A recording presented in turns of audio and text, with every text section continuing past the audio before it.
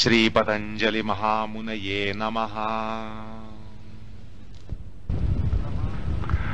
प्रमाण, विपर्यय, विकल्प आणि निद्रा या सर्व वृत्ती एक संस्कार घडवीत असतात.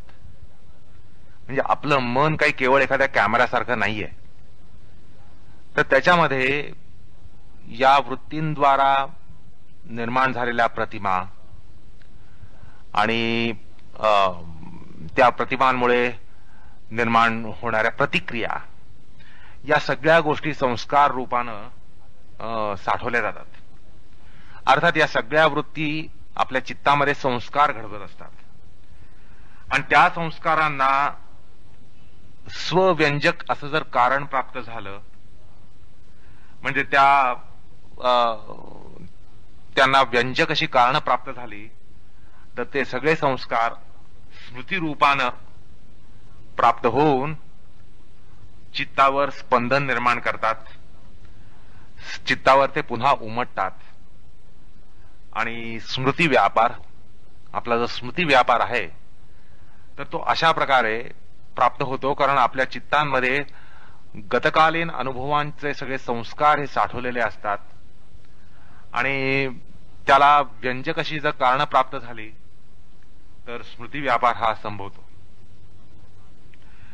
आता स्मृती ही पूर्वकालीन किंवा पूर्वानुभव ज्याला म्हणता येईल, गतकालीन असा पूर्वानुभव, त्यांचं ज्ञान यांना ती आश्रित असते. म्हणजे त्यांच्या आश्रयानं पूर्वानुभूत जे ज्ञान आहे त्यांच्या आश्रयानं आपल्याला स्मृती ही प्राप्त होत असते. त्यामुळे स्मृती व्यापार होण्यासाठी तदाश्रयभूत प्रमाण, विपर्यय, विकल्प आणि निद्रा या वृत्तींचा व्यापार हा अत्यावश्यक असतो. म्हणजे या जर वृत्ती कुठल्या नसतील, आपल्याला प्रमाण, विकल्प, निद्रा, स्मृती याद्वारा जर वृत्तींचं आपल्यामध्ये संकलन झालं नसेल तर स्मृती कशाची उठेल? अर्थात स्मृती या पूर्वानुभूत गतकालीन ज्ञानाच्या द्वाराच, म्हणजे त्याला आश्रयानेच स्मृती या उठत असतात असं या ठिकाणी आपल्याला म्हणता येतं. म्हणजे काय, थोडक्यात तर स्मृतीसाठी प्रमाण, विपर्यय, विकल्प, निद्रा, स्मृतीद्वारा वृत्तींचं संकलन हे व्हावं लागतं. अर्थात त्या वृत्ती आवश्यक असतात आणि म्हणूनच या वृत्तीपंचकामध्ये स्मृतीला सर्वात शेवटचं स्थान दिलेलं आहे, कारण स्मृती ही तदाश्रयभूत असते. तर ही स्मृती कशा प्रकारची असते? तर सूत्रकार 11व्या सूत्रात म्हणतात, अनुभूत विषय असंप्रमोषः स्मृती हे अनुभूत विषय जे चित्तातून लुप्त न होण्याकार किंवा ते लुप्त न होण्यानं उपस्थित होणारी वृत्ती जी असते ती स्मृती असते. आता प्रस्तुत सूत्रामध्ये स्मृतीवृत्तीचा विचार केला गेलेला आहे. मानवी मनाला कोणता ना कोणता व्यापार हा सतत हवा असतो आणि त्यामुळं मर्कट चेष्टेप्रमाणे त्यात सतत वृत्त्यांतर हे होत असतं. म्हणजे माणसाच्या चित्तामध्ये वृत्ती नाही असा क्षण जात नसतो आणि त्यात सतत असं वृत्त्यांतर होत असतं. अर्थात मानवी मनाला एकाग्रता, सामर्थ्य सुद्धा असतंच, पण जनसामान्यांचं चित्त हे विक्षिप्त श्रेणीचं असल्यानं त्यात सततचं वृत्त्यांतर हे संभवत असतं. जनसामान्यांचं, तुम्हा आम्हाचं चित्त हे विक्षिप्त भूमीचं असल्यानं त्यात एक सतत परिणामांतर, चित्तवृत्त्यांतर हे होत असतं आणि म्हणूनच मानवी मनाची तुलना करताना एक कवी त्याची माकडाशी तुलना करतो. मर्कडस्य सुरापानम तस्य वृश्चिक दंशनम तन्मध्ये भूत संचारः यद्वा तद्वा भविष्यती. म्हणजे समजा मुळात चंचल असलेल्या माकडाला दारू पाजली, तर आधीच ते माकड, त्यात त्याला दारू पाजली, मग तेवढ्यावर थांबलं का? तर नाही. आणि पुन्हा त्यानंतर त्याला विंचू चावला, बरं तिथेही थांबलं नाही, तर त्याच्या पुढे त्यामध्ये भूतसंचार झाला. भूतपिशाचा संचार त्या माकडामध्ये झाला, त्याच्या मानगुटावर भूत बसलं. आता त्या माकडाचं वर्तन कसं असेल बरं, ह्याची कल्पनाच करावी. केवळ आपलं मन असतं असं त्या कवीनी म्हटलेलं आहे. आता मनाला इंद्रियांद्वारा कुठलाच विषय जर मिळाला नाही, असे एखाद्या वेळेला समजा मनाला इंद्रियांद्वारा कुठलाही विषय मिळाला नाही, तर निदान स्मृती आणि कल्पनेचा प्रांत तरी त्याच्यासाठी खुला असतो आणि त्या प्रांतामध्ये तो स्वतःला गुंतवून घेतो. अर्थात ते मन त्या प्रांतामध्ये एक स्मृती किंवा कल्पना यांच्या प्रांतामध्ये स्वतःला गुंतवून घेत असतं. अगदी दिवसाच्या शेवटी आपण अगदी थकून भागून म्हणतो, आता पुरे झाला हा व्यापार आणि ही उठा ठेव. पलंगावर आडवं होत आपण असं म्हणतो आणि आपण आपल्या शयनगृहात त्यातले दिवे सगळे बंद करून शय्येवर पहुडतो, डोळे सुद्धा मिटतो आणि निद्रादेवीच्या आगमनाची वाट पाहत राहतो. त्यावेळी शरीरेंद्रिय आणि मनावर दिवसभराचा इतका शीण आणि थकवा आलेला असतो की आपल्याला कुठल्याच ऐंद्रियिक विषयाबद्दल आस्था, आपुलकी आणि अपेक्षा नसते. आपण कुठल्याही अपेक्षेत राहत नाही, कुठल्याही वैषयिक आनंदाची अपेक्षा ठेवत नाही आणि वृत्तीमध्ये एक प्रकार तटस्थपणा आलेला असतो, रागरहितता आलेली असते. पण अशा वेळी सुद्धा आपलं मन एखाद्या वृत्त्यावलंबनाला चिकटतच. मन खरोखर चिकट आहे. निद्राधीन होईपर्यंत मन काही आपला पिच्छा सोडत नाही, हा आपल्या सगळ्यांचा अनुभव आहे. आणि तोवर ते एक तर कल्पनासृष्टीला किंवा स्मृती सृष्टीला साकार करतच असतं. असो, आता सांप्रत आपण स्मृती व्यापाराचा या ठिकाणी विचार करणार असल्यानं आपण या स्मरण प्रक्रियेचा सुद्धा या ठिकाणी विचार करणार आहोत. वस्तुविषयांशी साक्षात आणि तात्कालीन संबंध नसला तरीही तद्विषयक स्मृती आपल्याला प्राप्त होऊ शकतात. अर्थात स्मृती व्यापाराला पूर्वानुभव हा अत्यावश्यक असतो. अनुभूत विषयात नेहमी स्मृती उठत असते, अननुभूत विषयामध्ये आपल्याला कधीही स्मृती उठू शकत नाही. म्हणजे स्मृती ही अनुभवजन्य असते हे निश्चित होतं. आता सूत्रकारांच्या भाषेत सांगायचं म्हणजे ती अनुभूत विषया असते. सूत्रकार तुम्ही एक लक्ष टाका, दृष्टिक्षेप टाका, अनुभूत विषया अशी सुरुवात करतात ते. अर्थात स्मृती ही अनुभूत विषया असते आणि अननुभूत विषया कदापिही नसते. अनुभवकालीन संस्कार हे चित्तामध्ये साठवले जातात आणि ते जोवर अलुप्त असतात, म्हणजे नाहीसे झालेले नसतात, तोपर्यंत जेव्हा जेव्हा ते संस्कार व्यंजित म्हणजे व्यक्त होतात, अभिव्यक्तीला येतात, तेव्हा तीच स्मृती बनत असते. म्हणजे अनुभवकालीन संस्कार हा लुप्तप्राय न होणं हे सुद्धा स्मृतीला अत्यावश्यक असतं. आलं का लक्षात?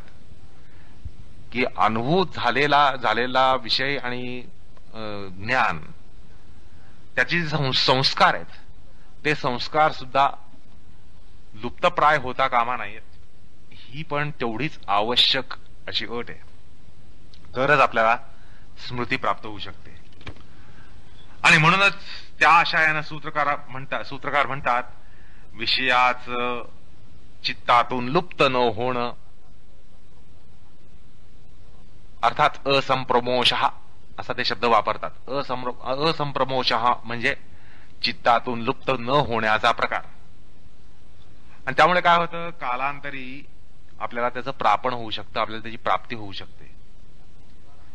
आणि ती स्मृती असते, त्या संस्कारांची पुनर्प्राप्ती, संस्कारांचं त्यांचा पुनराविर्भाव, हीच स्मृती असते. आता हे विषय चित्तामध्ये अलुप्त होण्याला म्हणजे लुप्त न होण्यासाठी काय यंत्रणा असते, तर अनुभवाचं एक संस्करण, संस्कार ची जपणूक करते. या संस्कार जपण्याच्या प्रक्रियेलाच आजकाल आधुनिक मानसशास्त्रामध्ये न्यूनिक्स असं म्हणतात. आपल्या पारंपरिक पद्धतीमध्ये स्मृतिसंस्कार दृढ आणि तीक्ष्ण आणि तसंच हुबेहूब ठेवण्यासाठी पाठांतर, सततावर्तन, सतताभ्यास, सतध्यास, तसंच अव्यावर्तित अविकर्षण म्हणजे नॉन डायग्रेशन, नॉन डायव्हर्शन वगैरे उपाय हे पारंपरिक शास्त्रात, पारंपरिक पद्धतीत सांगितलेत. आणि याद्वाराच आपल्या वेदांचं मुखोद्गत करून त्यांचं जतन केलं गेलेलं आहे. असो, आता स्मृतिसंस्कार बांधले जाण्यासाठी जे कारण असतं ते म्हणजे विषय आणि विषय ज्ञान यांचं प्रत्यक्ष अनुमान आगम याद्वारा जे ज्ञान प्राप्त झालं असतं ते संस्कार रूपानं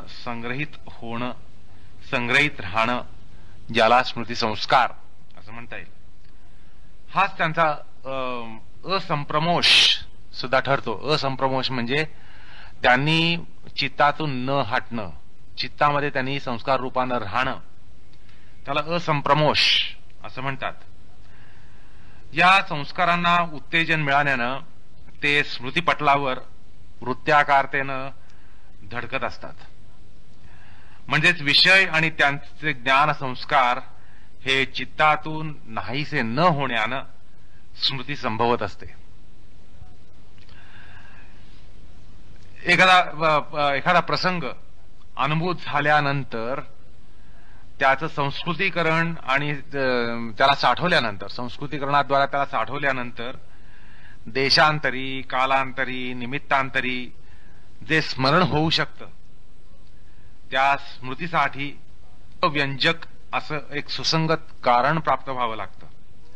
यालाच योगशास्त्रामध्ये स्वव्यंजक अंजन असं म्हणतात, स्वव्यंजकांजन असं म्हणतात. म्हणजे स्मृती ही विशिष्ट परिस्थितीमध्ये आपल्याला येत असते. स्मृती हे एका विशिष्ट परिस्थितीमध्ये आपल्याला येत असते. सुसंगताची परिस्थिती निर्माण झाली की आपल्याला स्मृती ही त्या ठिकाणी येत असते. तर याचं कारण असं की स्मृतीला व्यंजित करणारं ते कारण, ते निमित्त त्यावेळेला प्राप्त झालेलं असतं. स्मृतीला व्यंजित करणारं कारण हे त्यावेळेला तिथं प्राप्त झालेलं असतं. अर्थात ते त्याचं अंजन असतं, स्मृतीचं अंजन असतं आणि त्यामुळे स्मृतीला त्या ठिकाणी अभिव्यक्ती येत असते आणि स्मृत्योद्भव हा होत असतो. अर्थात तो प्रसंग आणि स्मर्यमाण असा जो विषय, त्या विषयाचं ज्ञान यामध्ये एक सुसंगत असा संबंध हा असतोच. पण मनोवैज्ञानिक विश्लेषणामध्ये आपल्याला विसंगत प्रसंगी स्मृत्योद्भव झालेला सुद्धा काही वेळेला दिसतो. काही वेळेला असं आपल्याला वाटतं किंवा जाणवतं की एका विसंगत परिस्थितीमध्ये म्हणजे नको त्या ठिकाणी आपल्याला स्मृती उपटली असं आपण म्हणतो. अर्थात आपल्या दृष्टीनं तो प्रसंग स्मृती उद्भव करणारं कारण असायचं कारण नसतं किंवा कारणच नसतं. म्हणजे नको त्या ठिकाणी स्मृती उपटली अशी आपण ज्यावेळेला म्हणतो किंवा हवे त्यावेळेला स्मरण होत नाहीये असं ज्यावेळेला म्हणतो, म्हणजे त्यावेळेला आपल्याला असं वाटतं की स्मृती अभिव्यक्तीसाठी परिस्थिती प्राप्त झालेली आहे, कारण प्राप्त झालेलं आहे आणि तरी सुद्धा स्मृती का आपल्याला येत नाहीये किंवा स्मृती उद्भव होण्यासाठी कारण नसताना स्मृत्योद्भव का होतोय असं आपल्याला काही वेळेला वाटतं.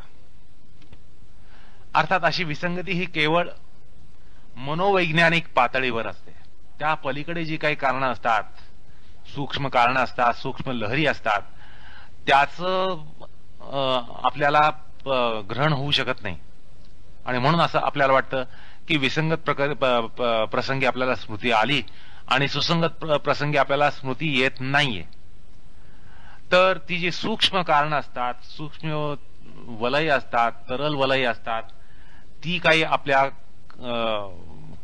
कह्येत नसतात, त्यांचं ग्रहण आपल्याला होऊ शकत नाही, आणि त्यामुळे आपल्याला असं वाटतं की विसंगत प्रसंगी स्मृती प्राप्त झाली आणि सुसंगत प्रसंगी स्मृती प्राप्त होत नाहीये किंवा होत नाही, तर ते मनोविज्ञानाच्या पातळीवरच तसं असतं, आणि त्या पलीकडे जे कार्यकारण भाव असतात ते आपल्याला अवगत नसतात, आणि म्हणून आपल्याला तसं वाटत असतं. त्यामुळे आपल्याला जरी असं वाटलं की विसंगत प्रसंगी स्मृती येते, तरी तो प्रसंग विसंगत नसतो, तो प्रसंग सुसंगत असतो. पण सुसंगत का असतो, कशामुळे असतो, ही कारणं आपल्याला अवगत होत नसतात. तसंच सुसंगत प्रसंगी आपल्याला स्मृती प्राप्त होऊ शकत नाही, तर आपल्याला आपण चुकीचा कार्यकारण भाव मनाशी बांधून असतो,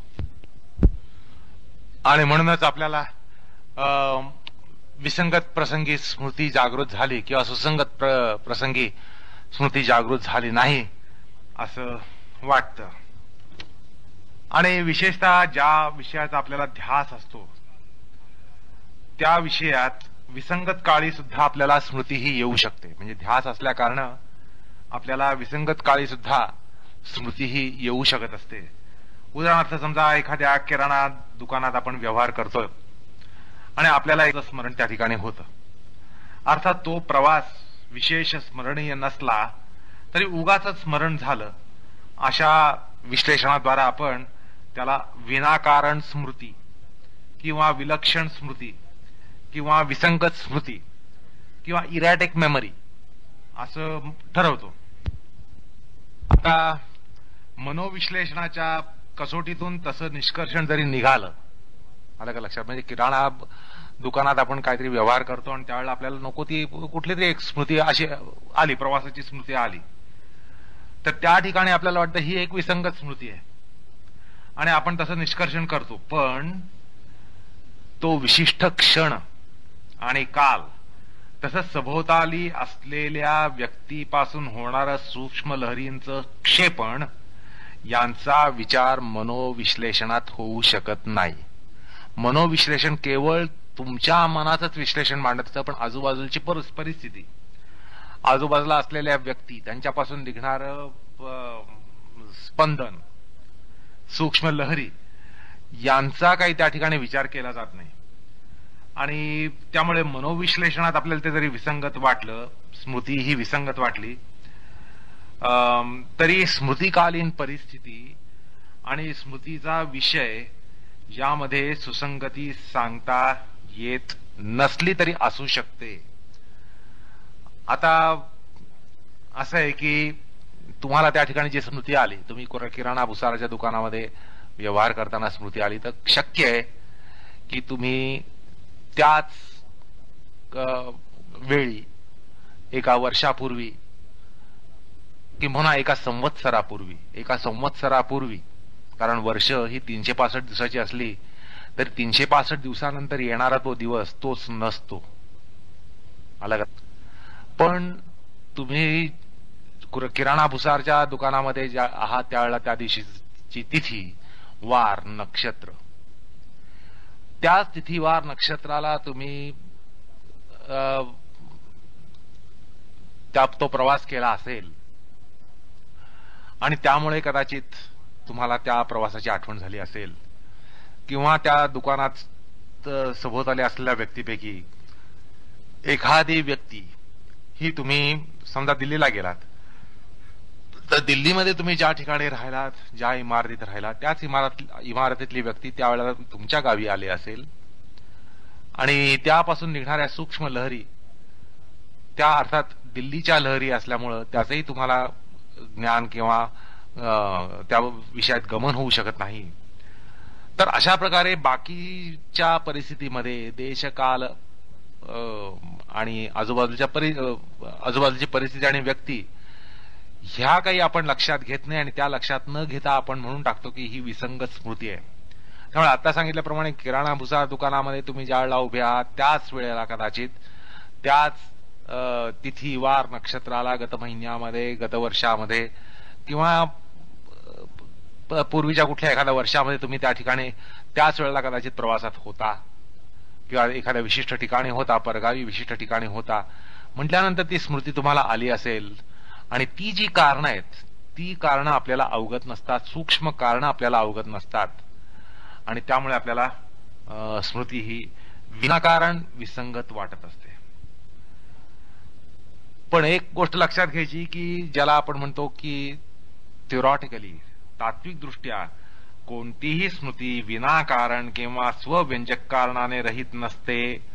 म्हणजेच स्मृती अभिव्यक्तीला व्यंजक कारण म्हणजे मॅनिफेस्टेशन कॉज ह्याची आवश्यकता असतेच, असा योगशास्त्राचा विशेषतः व्यासभाष्यामध्ये तसा स्पष्ट निर्देश आहे. योग दर्शनाचा, योगसूत्राचा तसा अभिप्राय आहे. स्मृती संस्कारांचं प्रापण होण्यासाठी सूक्ष्म किंवा व्यक्त हे एखादं कारण हवंच. आता हे जर आपण आता वरचं उदाहरण पाहिलं, त्या दुकानातील व्यक्ती किंवा सभोवतालच्या व्यक्ती, दुकानातील वस्तूंमधून तसंच त्या विशिष्ट काळात मिळणारी अवकाशगत जी स्पंदन आहेत, इथेरियल व्हायब्रेशन्स ज्याला म्हणतात, त्यामुळे तशा विसंगत वाटणाऱ्या स्मृतीचं सुसंगतपण प्रापण होत असतं. अर्थात त्या स्मृती प्राप्त होण्यामध्ये कुठल्याही प्रकारची सुसंगती नसते. अर्थात त्या सुसंगतीची कारणं आपल्या जवळ नसतात, म्हणून आपल्याला ती स्मृती विसंगत वाटते.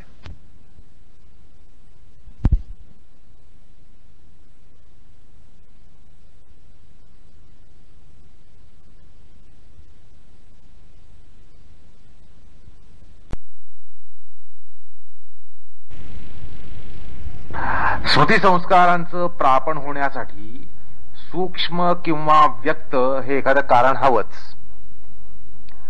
आता हे जर आपण आता वरचं उदाहरण पाहिलं, त्या दुकानातील व्यक्ती किंवा सभोवतालच्या व्यक्ती, दुकानातील वस्तूंमधून तसंच त्या विशिष्ट काळात मिळणारी अवकाशगत जी स्पंदन आहेत, इथेरियल व्हायब्रेशन्स ज्याला म्हणतात, त्यामुळे तशा विसंगत वाटणाऱ्या स्मृतीचं सुसंगतपण प्रापण होत असतं. अर्थात ती स्मृती प्राप्त होण्यामध्ये कुठल्याही प्रकारची सुसंगती नसते. अर्थात त्या सुसंगतीची कारणं आपल्या जवळ नसतात, म्हणून आपल्याला ती स्मृती विसंगत वाटते.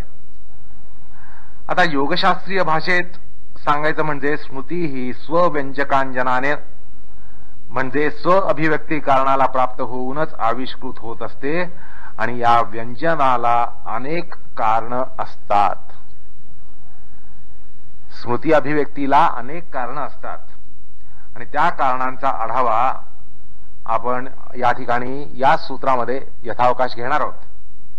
पण तत्पूर्वी स्मृतीविषयक एक मीमांसा जी योगशास्त्रानं मांडली आहे ती या ठिकाणी पाहणं थोडं इष्ट असतं.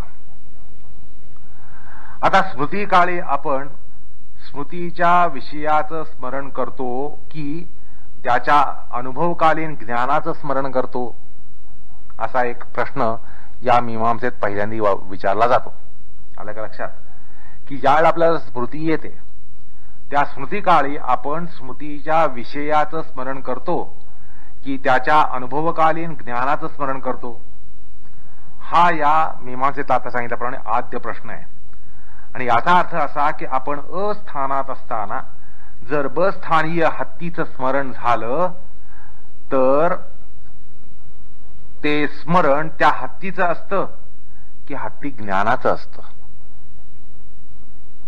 या जिज्ञासेची वाच्यता करण्यासाठी भाष्यकार व्यासमुनी म्हणतात, किम प्रत्ययस्य चित्तम स्मरति आहो स्विद विषयस्य इति. काय हो, स्मृतीमध्ये चित्त हे ज्ञानाचं स्मरण करतं की विषयाचं स्मरण करतं? तर यावर दाखल भाष्यकार म्हणतात, ग्राह्य उपरक्तः प्रत्ययो ग्राह्य ग्रहण उभयाकार निर्भासः तज्जातीयकं संस्कारम आरभते. ते असं म्हणतात की विषयानुभवानंतर ग्राह्य विषयातून उपरक्त झाल्यावर ग्रहित जे विषय आहेत, ज्ञानाचे जे विषय आहेत, आणि ग्रहण म्हणजे विषय ज्ञान जे आहे, या त्या दोन्हींना आकार घेणार अशा प्रकारे एक आभास निर्माण करणारे वृत्ती मनामध्ये निर्माण होते. एक प्रकारे निर्भास करणारा विषयानुभव आणि सजातीय संस्कारांना त्या ठिकाणी आरंभ होतो. अर्थात अनुभवाचा विषय आणि त्याचं ज्ञान यांची एक लघु आवृत्ती आणि संकलित आवृत्ती संस्कार रूप धारण करून असते. त्यामुळे एखाद्या विषयाशी संपर्क आल्यावर त्याचं जे ज्ञानाकार ग्रहण होतं, त्या ग्राह्य असा त्यातला जो ग्राह्य असा जो विषय आहे आणि ग्रहण जे ज्ञान, या दोन्ही घटकांद्वारा आपल्याला विषयानुभव होत असतो आणि त्याच वेळी सजातीय संस्कारांना साकार करण्याचं कार्य सुद्धा चित्तामध्ये आरंभ पावत असतं. असं आहे की प्रत्येक विषयानुभवानंतर किंवा त्या विषयानुभवाबरोबरच संस्कार कोशामध्ये एक संस्काराची ठेव ही जमा होत असते. प्रत्येक अनुभवागणिक संस्कार कोशामध्ये एक संस्काराची ठेव ही जमा होत असते. आता ज्या क्रमानं विषयानुभव हा येत असतो त्याच क्रमानं त्याच्या संस्कारातून स्मृतिरूप स्पंदन हे स्मृती पटलावर धडकतं का, किंवा कुठल्याही अनियमित क्रमाने ती तशी धडकते, असा प्रश्न या ठिकाणी उभा राहतो. म्हणजे आपला अनुभव क्रम जसा असेल त्याच्या तशाच क्रमानं स्मृतींची ठेव ही जमा होते का त्याच्यामध्ये अनियमित असा क्रम असतो. म्हणजे जमा झालेल्या संस्कारांचा स्मृतीचा आविष्कार जो होतो हा एका विशिष्ट क्रमानं होतो किंवा अक्रमानं, यदृच्छेनं, आकस्मिक, अनियमित, ऍट रॅन्डम असा क्रमराहित्याने होतो, असा प्रश्न विचारला जातो. म्हणजे आता भाष्यकारांच्या शब्दात ते तुम्हाला सांगितलं गेलं त्याचा अर्थबोध झाला नसेल म्हणून हा खुलासा करतोय की त्यात असं विचारलं गेलंय की ज्या क्रमानं आपल्याला अनुभव प्राप्त होतो त्याच क्रमानं स्मृती आविष्कार होत असतो का तशा प्रकारचा क्रम स्मृती ठेवत नाही, त्यामध्ये कुठल्याही प्रकारची अनियमन असतं का स्मृती अभिव्यक्तीमध्ये, आणि स्मृती या आकस्मिक असतात का, अनियत असतात का, आणि क्रमराहित्यानं त्या प्राप्त होतात का, असा भाष्यकार प्रश्न विचारतात.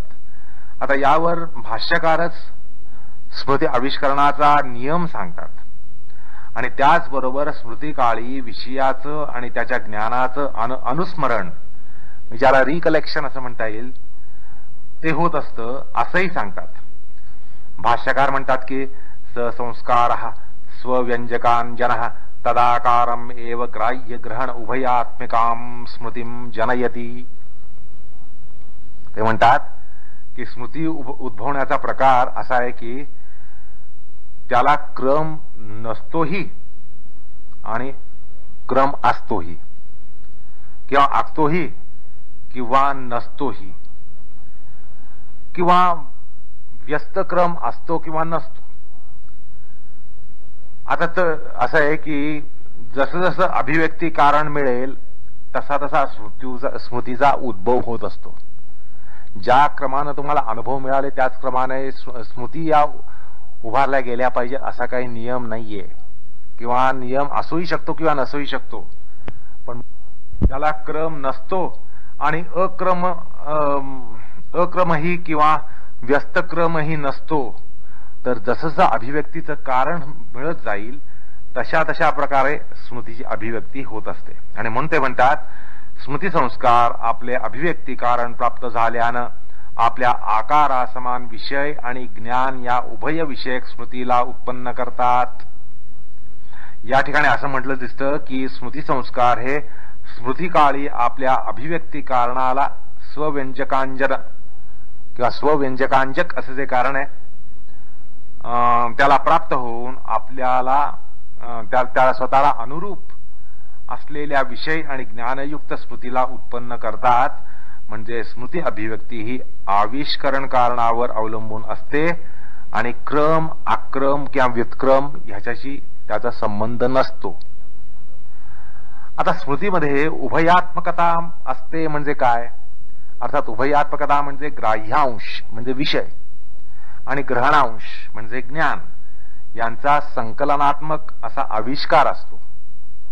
असं या शास्त्रात आवर्जून सांगण्याचं कारण असं की स्मृतीमध्ये उभयात्मकता असते असं मांडण्याचं कारण असं की या ठिकाणी असा प्रश्न पडतो की ही स्मृती उभयात्मक का असावी, तर स्मरणकाळी केवळ अनुभूत विषयाचं स्मरण होत असतं असं सुलभ सिद्धांतन का या ठिकाणी करू नये? केवळ त्या विषयाचं स्मरण होतं असं सुलभ सिद्धांत का करू नये, असा या ठिकाणी एक प्रश्न विचारला जातो. किंवा मग याला उत्तर असं की एकतर ही उभयात्मकता असल्याशिवाय स्मृती प्रक्रिया पूर्ण होत नसते आणि स्मृती आणि कल्पना यांच्यामध्ये फारकत करण्यासाठी उभयात्मकता आवश्यक असते असं आपल्यालाही दिसेल. समजा मनामध्ये हत्ती हा विषय आला तर ती कल्पना असते का स्मृती असते? हा विवेक तुम्ही कसा करणार? मनामध्ये हत्तीचा विषय आला, आता ह्यात ही कल्पना आहे का स्मृती आहे, या विषयाचा निर्णय कसा करणार? तर हे असं पहा की केवळ हत्ती हा विषय मनामध्ये आला आणि त्याच्या समवेत कोणत्याही प्रकारे संबंधित अनुभवात्मक संकेत नसतील तर तो मनोव्यापार कल्पना ठरेल. पण हत्ती हा विषय देशिक, कालिक, सामयिक अशा संकेतासह मनामध्ये वर्तमान असेल तर ते पूर्वानुभूत हत्तीचं ज्ञानासहित आविष्करण ठरून स्मृतिवृत्ती ठरेल. तर यात उभयात्मकता का असावी असा प्रश्न या ठिकाणी विचारला गेला की केवळ विषयाचं स्मरण होणं हे पुरेपूर नाही का स्मृतीला? तर तसं म्हणता येत नाही, कारण विषयाचं स्मरण आहे का कल्पना आहे हे तुम्हाला कसं कळणार? आता हत्तीचं ज्या वेळेला तुम्हाला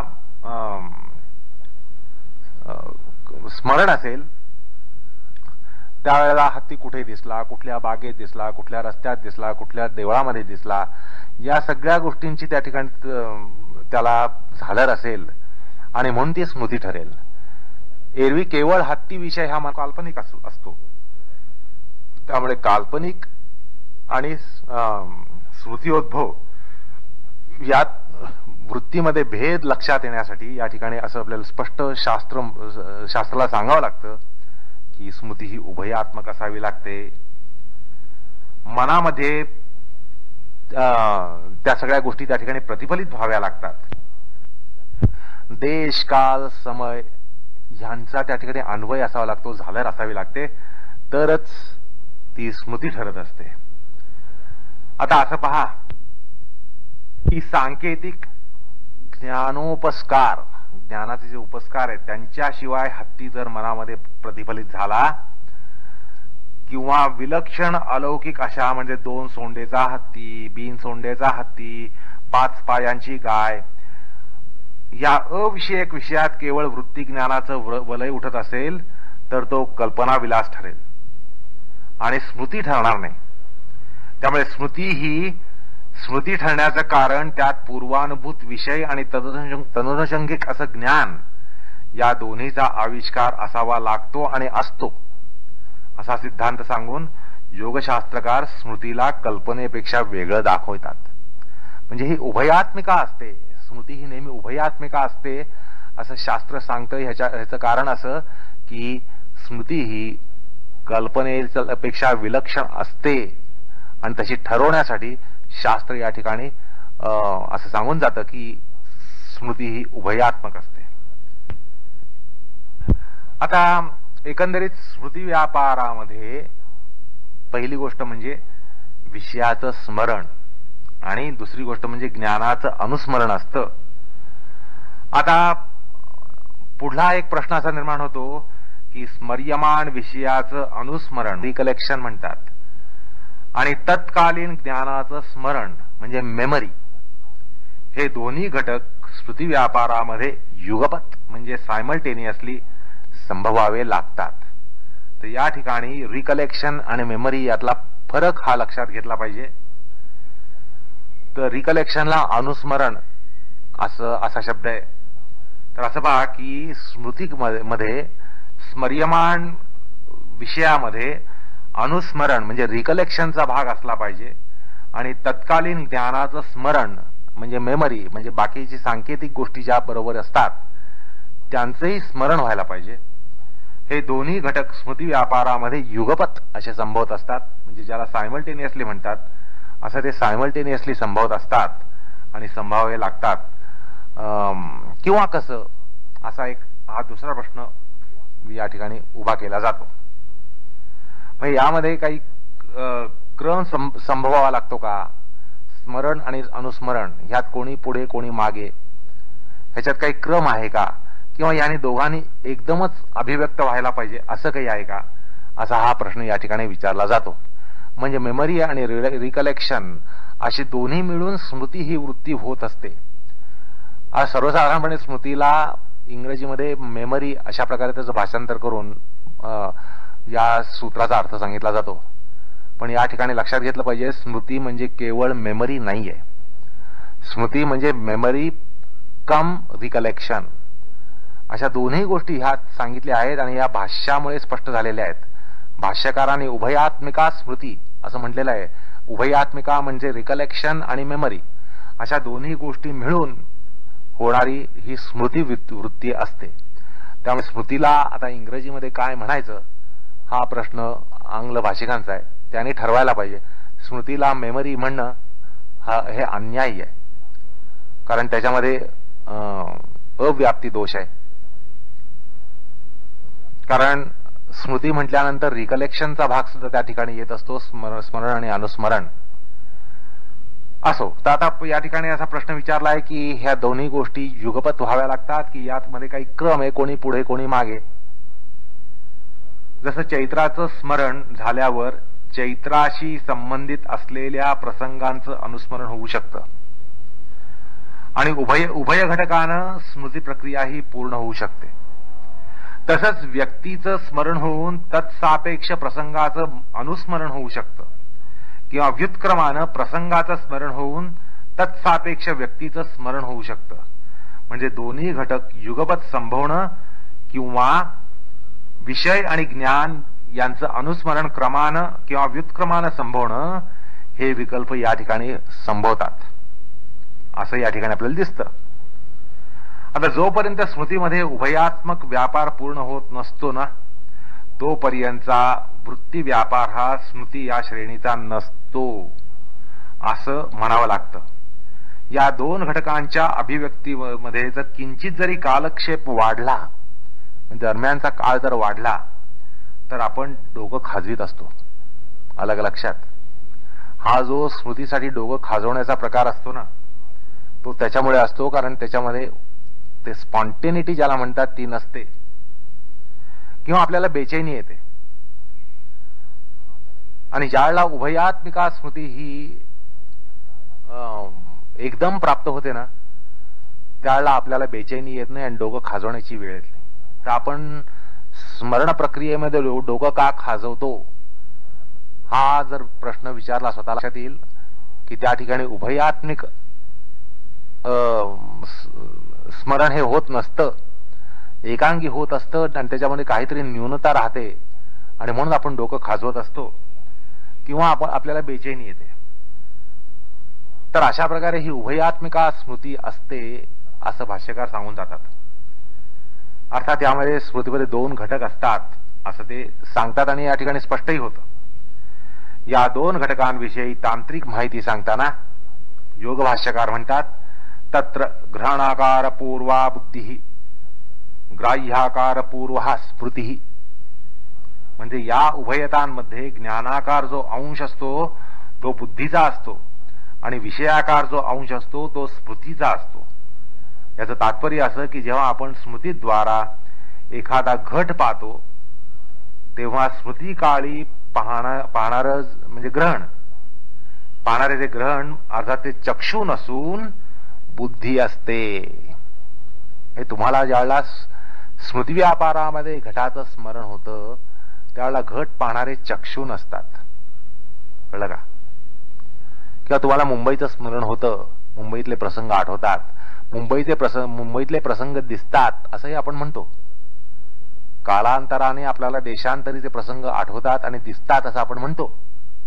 त्या ठिकाणी डोळे बघत नसतात, ग्रहण करणारे हे डोळे नसतात, तर ग्रहण करणारी बुद्धी असते आणि म्हणूनच ग्रहणाकार पूर्वा बुद्धी असं भाष्यकार म्हणतात. आलं का लक्षात? मग त्या ठिकाणी डोळे, स्मृतीमधले डोळे हे बुद्धी त्यांचं कार्य पार पाडत असते. स्मरणामधलं श्रवणेंद्रिय याचं कार्य बुद्धी पार पाडत असते. म्हणजे कुठलाही ग्रहणरूप जो व्यापार असतो तो स्मृतीमधला व्यापार हा बुद्धी पार पाडत असते. म्हणून ते म्हणतात तत्र ग्रहणाकार पूर्वा बुद्धी. आणि स्मृतिकाळी हत्ती हा विषय बाह्य अशा ज्ञानेंद्रियांमार्फत पाहिला जात नाही आणि तो बुद्धीद्वारा पाहिला जात असतो. आणि म्हणूनच या ठिकाणी भाष्यकारांचं अत्यंत योग्य यथार्थ असं वक्तव्य आहे की ग्रहणाकार पूर्वा बुद्धी. आता स्मृतीला आधारभूत असा जो पूर्वानुभव लागतो असं म्हणतात. आणि ही अट अत्यंत महत्वाचीच असते खरं म्हणजे. कारण अनुभवाच्या पायाशिवाय स्मृतीची इमारत कदापिही बांधली जात नाही. ज्याचा तुम्हाला अनुभव नाही त्याची स्मृती कशी उभारली जाईल. आणि या पूर्वानुभवामुळे स्मृतीमध्ये वास्तवताही साठली असली तरी भाष्यकार त्याचं वर्गीकरण मांडताना म्हणतात की ती एक तर भावित स्मर्तव्या म्हणजे काल्पनिक आणि अयथार्थ असते. म्हणजे स्वप्नरंजित अशी ती स्मृती असते. किंवा अभावित स्मर्तव्या म्हणजे यथार्थ विषया असते. आता हा जो भाष्याशय आहे भाष्यकारांचा आशय आहे ते एक प्रकारचं कोड आहे. आणि त्यामुळे त्यामागचं तात्पर्य काय हे शोधणं थोडं या ठिकाणी कर्तव्य ठरतं.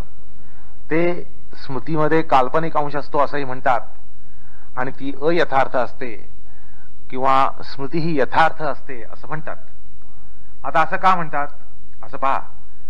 ज्यावेळी आपल्याला स्मृतीला आश्रयभूत असणारा अनुभव येत असतो म्हणजे विषयानुभव येत असतो त्यावेळी चित्त हे व्यभिचारानं जर वेगळ्याच विषयात व्यग्र असेल तर त्या विषयांचं किंवा त्या विषयाचं त्या प्रसंगाचं जे संस्करीकरण व्हायला पाहिजे ज्ञानसंस्कार जे प्राप्त व्हायला पाहिजे टिपले जायला पाहिजेत ते योग्य तऱ्हेने टिपले जात नाहीत. अलग लक्षात. तुम्ही ज्या प्रसंगातून जाता त्या प्रसंगात तुमचं चित्त नसतं ते दुसरीकडे व्यग्र असतं. त्यामुळे ते ज्ञानसंस्कार व्यवस्थित टिपले जात नाहीत. किंबहुना ते व्यवस्थित उठत नाहीत. आणि विषयानुरोधित संकेतांचं यथायोग्य ग्रहण होत नाही. आणि तो प्रसंग चित्तामध्ये संस्कार रूपानं पूर्णपणे साठवला जाऊ शकत नाही. त्यामुळे स्मृतिकाळी होणारं आविष्करण हे अस्पष्ट गोंधळिक किंवा ज्याला हेझी किंवा जंबलडप असं म्हणतात तसं होतं. म्हणजे त्या विषयाचा अनुभव घेताना तुमचं चित्त त्या ठिकाणी केंद्रीभूत झालेलं नव्हतं तर चित्तामध्ये एक प्रकारे व्यभिचार होता आणि चित्त भलतीकडेच होतं. त्यामुळे संस्कार नीट साठवले जात नाहीत आणि त्यामुळे ज्यावेळेला स्मृतीचा प्रसंग येतो त्यावेळेला त्या ठिकाणी एक प्रकारचा गोंधळ संभवतो किंवा ज्याला हेज किंवा जंबल्ड मेमरी म्हणतात तसा प्रकार होतो. आणि मग काय होतं त्यामुळे स्मरण हे वास्तवतेपेक्षा कल्पनेनं भरकटलेलं असतं. त्यात कल्पनारंजन जास्त असतं स्वप्नरंजन जास्त असतं. कारण त्यावेळी आपण संकेत उभे करण्यासाठी उसने प्रयास जमा करीत असतो किंवा उसने प्रयास करत असतो. त्यामुळे तार्किक कल्पना शक्ती याचा व्यय त्या ठिकाणी होतो आणि प्रतिसन्निवेश किंवा उपक्लुप्त ज्याला सबस्टिट्यूट म्हणतात त्या गोष्टी त्या ठिकाणी उभ्या केल्या जातात. अलग लक्षात. निवेश म्हणजे आपल्याला नीट आठवत नाही म्हणून काहीतरी सबस्टिट्यूशन्स त्या ठिकाणी यायला लागतात. मग असं असेल की असं होतं असं काहीतरी असंही असं कदाचित होतं अशा प्रकारे त्या स्मृतीमध्ये व्यभिचार हा संभवतो. त्यामुळे ते स्मृती कल्पकतेनं कल्पनेनं स्वप्नरंजनानं ग्रस्त असते. पण ज्या विषयानुभव काळी सगळ्या सहयोगांद्वारा विषयांचं ग्रहण होत असतं संस्कार कोशात ते जमा केले जातात तेव्हा स्मृती काळी तो विषय हुबेहूब वाटतो आणि ती स्मृती त्यावेळेला अक्षरशः अस्खलित असते आणि ती स्मृती वास्तविक असते आणि त्यामुळेच यथार्थ आणि वास्तविक स्मृती त्या ठरते. त्यामुळे स्मृतीचं स्वप्नरंजित आणि यथातथ्य असे दोन प्रकार पडतात असं म्हटलं जातं. म्हणूनच भाष्यकार म्हणतात सचद्वयी भावित स्मर्तव्या अभावित स्मर्तव्याच. अर्थात स्मृती ही द्विविध असते, एक म्हणजे कल्पित विषया तर दुसरी यथार्थ विषया. आता या ठिकाणी कल्पित विषया ही स्वप्नरंजित किंवा स्वाप्न असल्यानं भाष्यकार म्हणतात स्वप्ने भावित स्मर्तव्या जाग्रत समये तु अभावित स्मर्तव्य इति. अर्थात स्वाप्निक अशी कल्पित विषयामधली स्मृती ही भावित स्मर्तव्या स्मृती असते, तर जाग्रतावस्थेमध्ये उठणारी यथार्थतेनं उठणारी ही अभावित स्मर्तव्य अशी असते. आता शेवटी या सगळ्याच स्मृती या प्रमाणभूत किंवा प्रमाणोद्भूत, विपर्योद्भूत, विकल्पोद्भूत किंवा निद्रोद्भूत असतात किंवा स्मृत्योद्भूत असतात. स्मृतीचंही स्मरण होऊ शकतं. आणि म्हणून म्हणतात सर्वाः स्मृतयाः प्रमाण विपर्य विकल्प निद्रा स्मृतीनाम अनुभवात भवन्ति. याचा अर्थ असा की या समस्त स्मृती प्रमाण विपर्य विकल्प निद्रा आणि स्मृतींच्या अनुभवानं होत असतात. आता या ठिकाणी स्मृती ही प्रमाण विपर्य विकल्प निद्रा यांच्या आधारावर बांधली जातं हे वक्तव्य अगदी आलोचनीय आहे. म्हणजे कॉम्प्रिहेन्सिव्ह ज्याला म्हणतात, कॉम्प्रिहेन्शन ज्याचं होऊ शकतं, आकलन ज्याचं होऊ शकतं असं आहे हे म्हणणं पटतं. किंवा स्मृती ही प्रमाणभूत वृत्तीवर अवलंबून असायला पाहिजे, विपर्यावर अवलंबून असायला पाहिजे किंवा विकल्पावर अवलंबून असायला पाहिजे किंवा निद्रा वृत्तीवर अवलंबून असायला पाहिजे. पण स्मृती ही स्मृत्योद्भूत सुद्धा असते असं म्हणण्याचं कारण स्मृतीचं स्मरण होण्याचा प्रकार सुद्धा या ठिकाणी अंतर्भूत असतो. आलं का लक्षात? स्मृतीचं स्मरण होण्याचा प्रकार या ठिकाणी अंतर्भूत असतो. आता या विषयात एक उदाहरण असं सांगता येईल की असं आहे, मी दस्तऐवज कोठे ठेवला याचं स्मरण करण्याचा प्रयत्न करीत होतो, तेवढ्यात फळीवरचं एक पुस्तक माझ्या टाळक्यावर पडलं आणि मला दस्तऐवज ठेवलेल्या जागेचं स्मरण झालं. आलं का लक्षात? म्हणजे दस्तऐवज कुठेतरी ठेवला होता आणि तो कुठे ठेवला आहे ह्याचं स्मरण करण्याचा मी प्रयत्न करत होतो. टाळक्यावर एक पुस्तक पडलं आणि लगेच लक्षात आलं, अरे अरे अमुक अमुक फडताळामध्ये मी ठेवलेलं आहे. अर्थात हा स्मृतीच्या स्मरणाचा प्रकार आहे. असो, आता स्मृतीचा जो यौगिक अंगाचा भाग आहे किंबहुना यौगिक मुख्यांक जे आहे त्याच्याकडे जरा आपण वळूया. आता ही स्मृती अक्लिष्ट असते जेव्हा ती चित्तामध्ये योगानुकूल धर्म उभा करते किंवा योग प्रतिकूल धर्माला प्रतिबंध करते.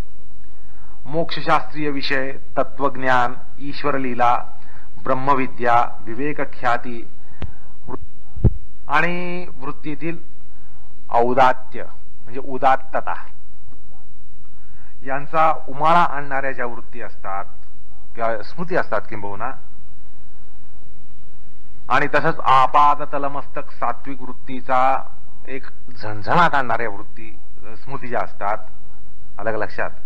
आपाद तलमस्तक एक प्रकारे सात्विक वृत्तीचा झणझणाट व्हावा अशा प्रकारची जर स्मृती असेल ती अक्लिष्ट असते. आणि या वृत्ती चित्ताला उच्छृंखल धर्माकडून शांत भव्य उदात्त धर्माकडे नेतात आणि धर्म ज्ञान विवेक वैराग्य यांना जागवतात. धर्म ज्ञान विवेक वैराग्य यांची उभारणी करतात, त्यांना जागवतात. पण क्लिष्ठ वृत्ती जी असते किंवा क्लिष्ठ स्मृती जी असते ती अधर्म, अज्ञान, अविवेक आणि अवैराग्य यांना चिथावणी देत असते आणि चित्ताच्या वृत्तीतील शांतता, भव्यता, उदात्तता यांना ठोकर देऊन चित्ताला तप्त करून सोडते, चंचल करून सोडते, भरकटत नेते. अशा प्रकारे ही क्लिष्ट स्मृती असते.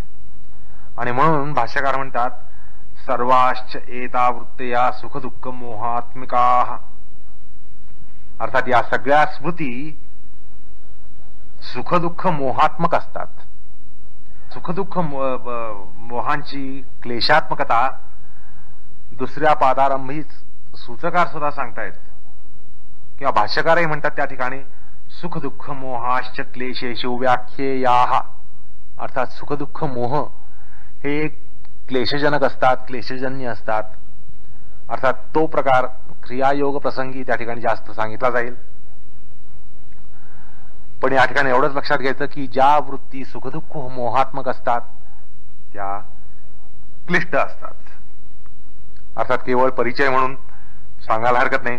सुखानुषयी राग, दुःखानुषयी द्वेष, मोह पुन्हा अविद्या, अशा प्रकारे सुखदुःख मोह हे तिन्ही क्लेशजनक आणि क्लेशजन्य असतात.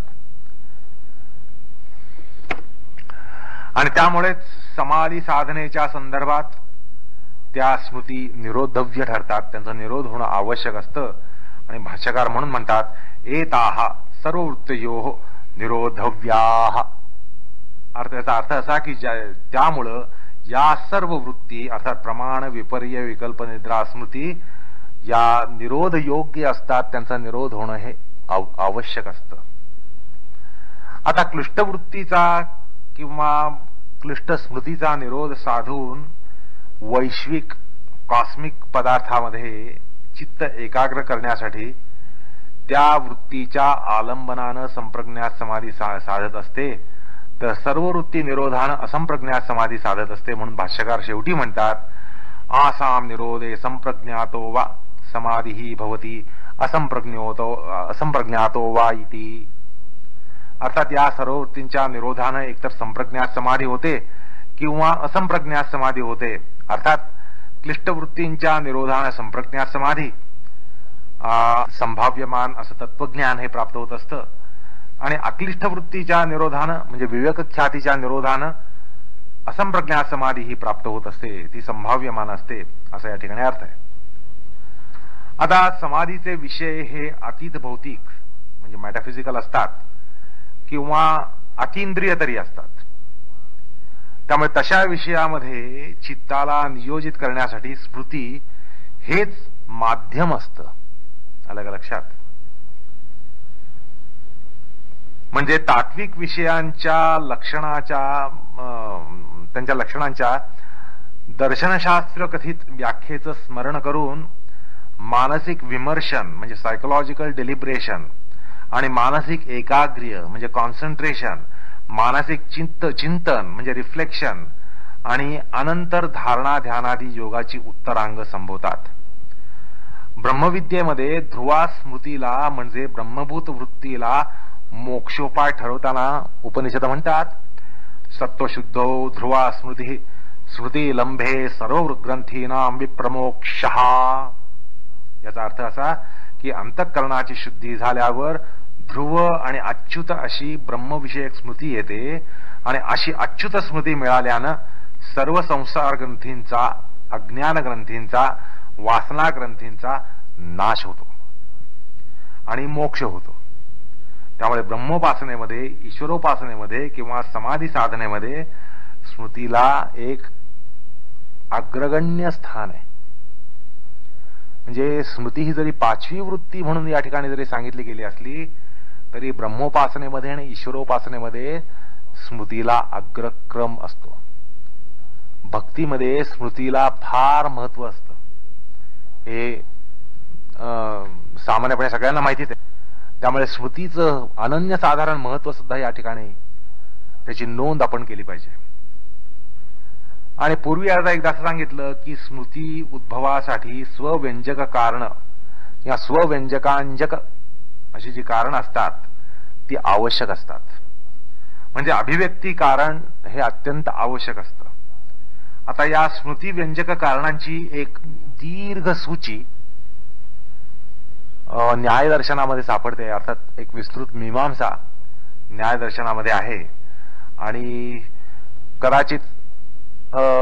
कदाचित का खरं म्हणजे षड्दर्शनामध्ये सर्वात प्रदीर्घ असं जे सूत्र आहे सर्वात प्रदीर्घाचं जे सूत्र आहे ते या स्मृती विषयातच आहे. स्मृतीची कारण संग्रहित करताना एक विशाल असं सूत्र, विशालकाय सूत्र गौतम मुनी सांगून जातात. न्यायसूत्रामध्ये 3ऱ्या अध्यायातल्या 3ऱ्या पादाच्या 44 सूत्र आहे. त्या ठिकाणी सूत्रकार गौतम ऋषी म्हणतात,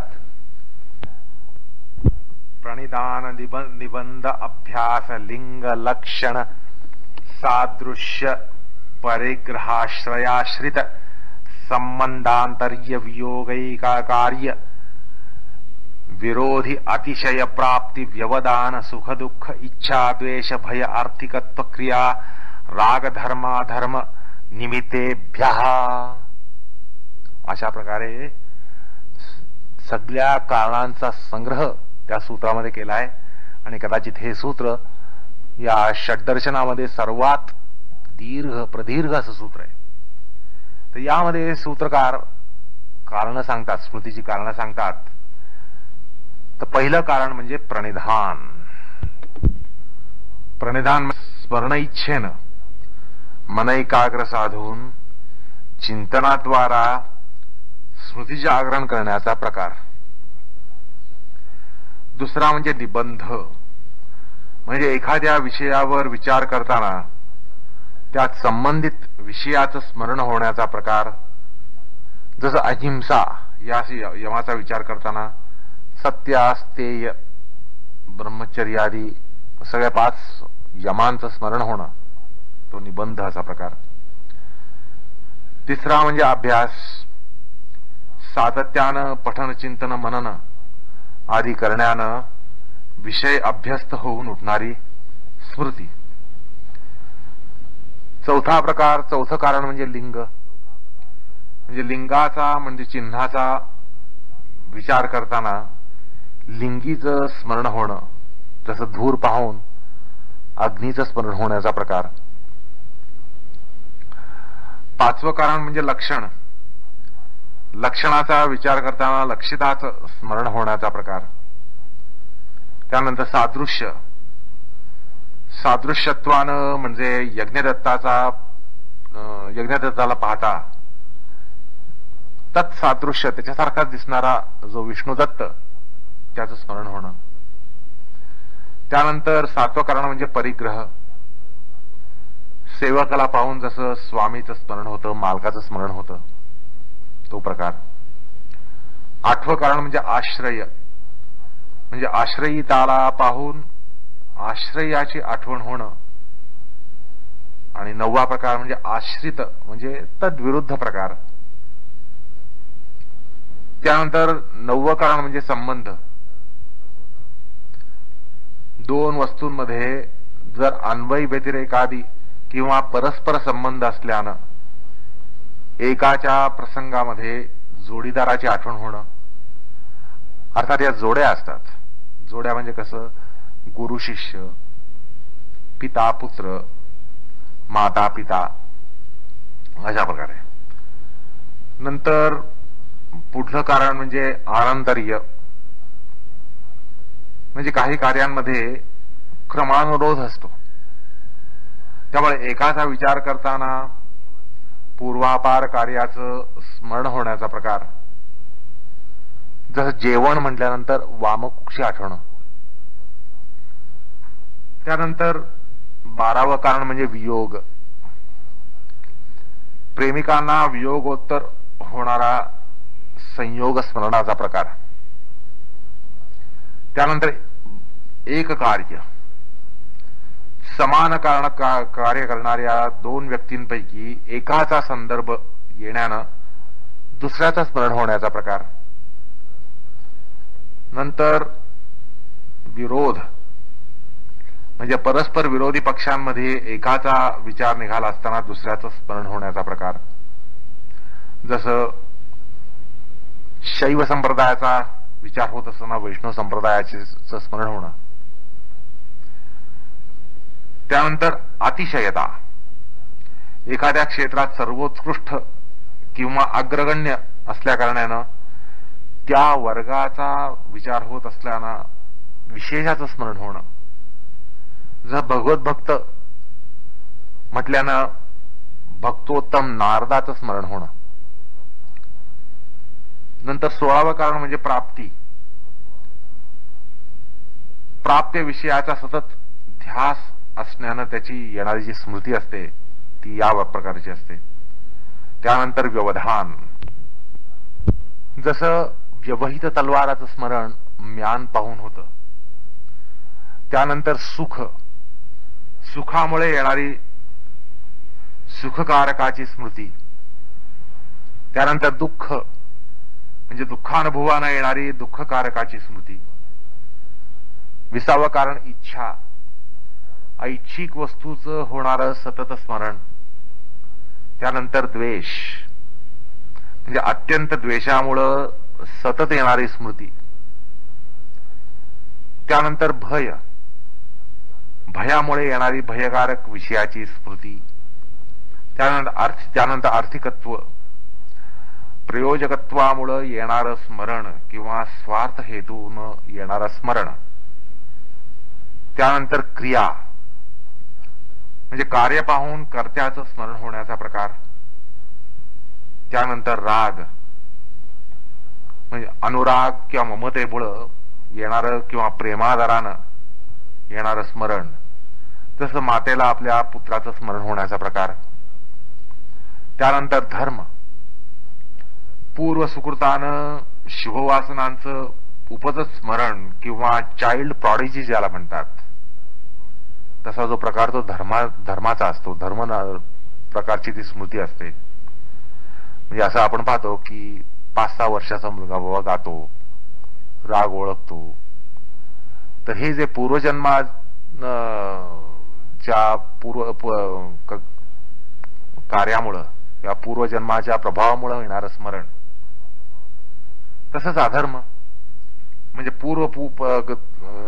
जन्मातल्या दुष्कृतानं पापवासनांचं होणारं उपजत स्मरण जे असतं ते अधर्म या प्रकारचं असतं. अशा प्रकारे एकूण 27 कारणं नैयायिकांनी या ठिकाणी आपल्याला सांगितलेली आहेत.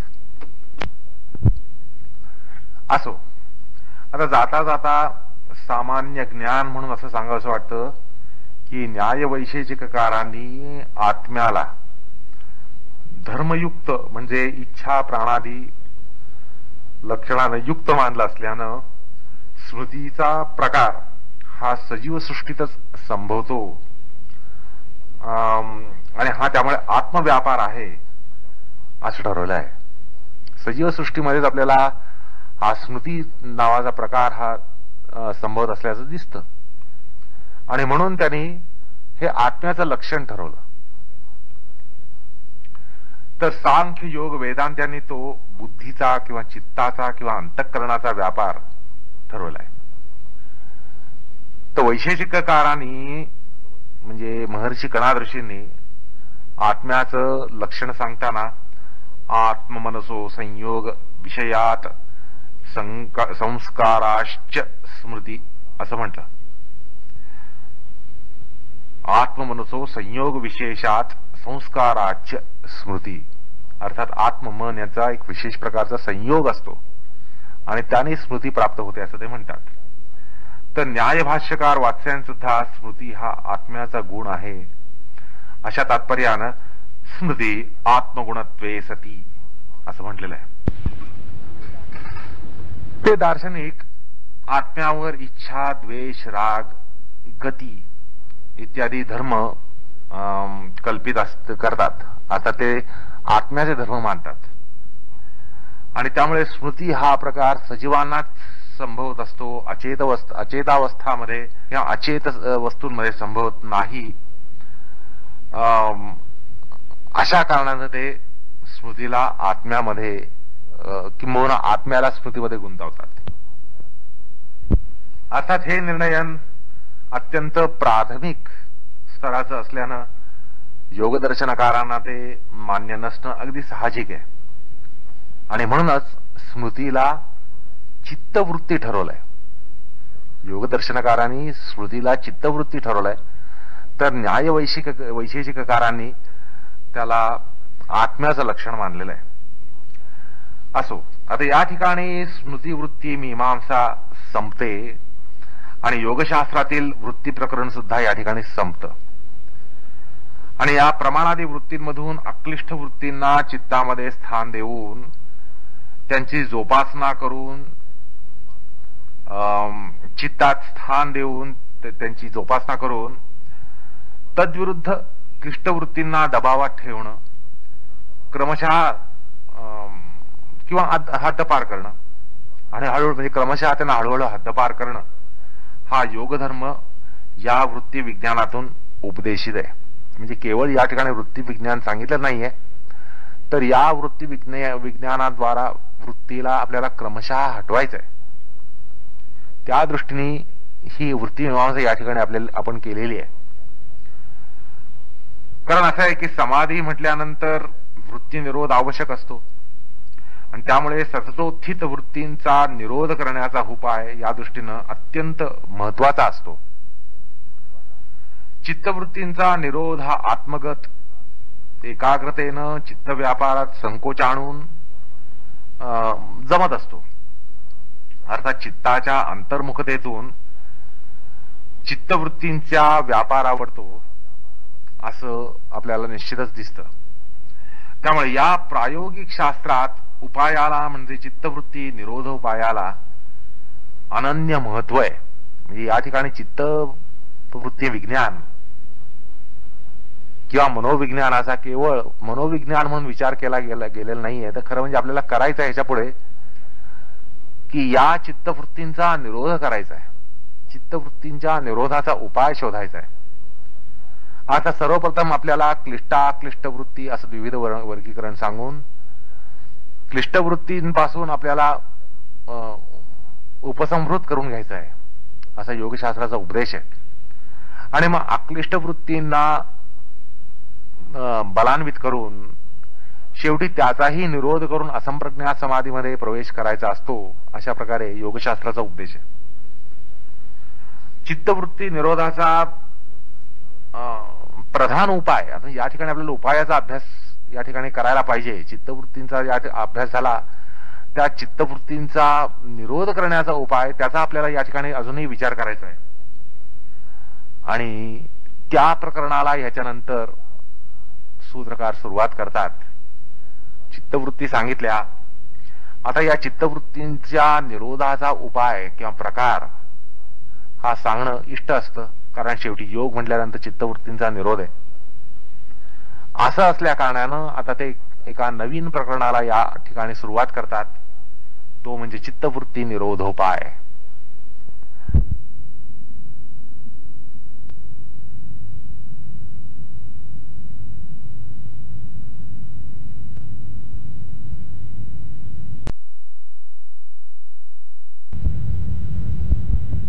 प्रधान उपाय, आता या ठिकाणी आपल्याला उपायाचा अभ्यास या ठिकाणी करायला पाहिजे. चित्तवृत्तींचा या अभ्यास झाला, त्या चित्तवृत्तींचा निरोध करण्याचा उपाय त्याचा आपल्याला या ठिकाणी अजूनही विचार करायचा आहे.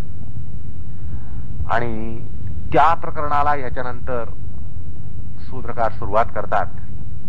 चित्तवृत्ती सांगितल्या, आता या चित्तवृत्तींच्या निरोधाचा उपाय किंवा प्रकार हा सांगणं इष्ट असतं, कारण शेवटी योग म्हटल्यानंतर चित्तवृत्तींचा निरोध आहे. असं असल्या कारणानं आता ते एका नवीन प्रकरणाला या ठिकाणी सुरुवात करतात, तो म्हणजे चित्तवृत्ती निरोधोपाय. हा निरोधोपाय म्हणजे अभ्यास वैराग्य अशा दोन उपायांना तो सिद्ध होत असल्यानं यानंतरचा विचार हा अभ्यास वैराग्य या दोन उपायांवर होणार आहे. आणि तशा दृष्टीनं योगसूत्रकार उपक्रम करतात. अभ्यास वैराग्याभ्याम तन्निरोध, अर्थात चित्तवृत्तींचा निरोध हा अभ्यास आणि वैराग्याद्वारा होत असतो असं म्हणून ते नवीन प्रकरणाचं सूतोवाच करतात. आणि कळत न कळत आपण 12व्या सूत्राकडे वळतो. तर अशा प्रकारे आपण या ठिकाणी 11 सूत्रांचा विचार संपवत आहोत. चित्तवृत्ती मीमांसेचा विचार हा संपवत आहोत. अर्थात त्याच्यावरचा निरोधोपाय म्हणून जो भाग आहे तो आता ह्याच्यापुढे सुरू होणार आहे. तो पुढल्या सूत्रामध्ये येत आहे, अर्थात अभ्यास वैराग्याभ्याम तन्निरोधा या सूत्रात येत आहे. तरी आपण त्याचा विचार पुढल्या सत्रापासून करणार आहोत. कृष्णार्पणमस्तु.